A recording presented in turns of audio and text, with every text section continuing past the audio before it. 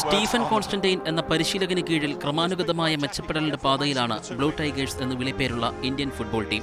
കഴിഞ്ഞ മാസം ഒറ്റയടിക്ക് 72 സ്ഥാനം മെച്ചപ്പെടുത്തി 101 റാങ്കിലേക്ക് കുതിച്ചുകയറിയ ഇന്ത്യ പുതിയ റാങ്കിങ്ങിൽ ഒരു സ്ഥാനം കൂടി മെച്ചപ്പെടുത്തി. ഇപ്പോൾ 331 പോയിന്റോടെ 100ാം സ്ഥാനത്താണ് ഇന്ത്യ.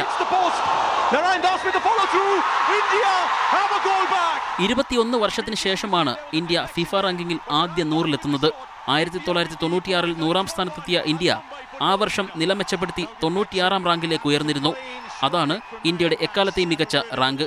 കംബോഡിയ, മ്യാൻമർ എന്നിവർക്കെതിരെ ഇന്ത്യക്ക് പുറത്തു നേടിയ ജയമാണ് കഴിഞ്ഞ മാസത്തെ കുതിപ്പിന് കാരണം.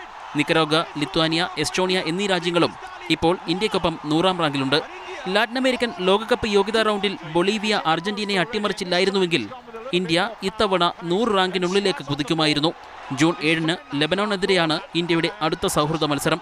ജൂൺ 13-ന് ഏഷ്യൻ കപ്പ് യോഗ്യതാ റൗണ്ടിൽ കിർഗിസ്ഥാനെയും ഇന്ത്യ നേരിടുന്നുണ്ട്. Sports desk, Mathrubhumi news.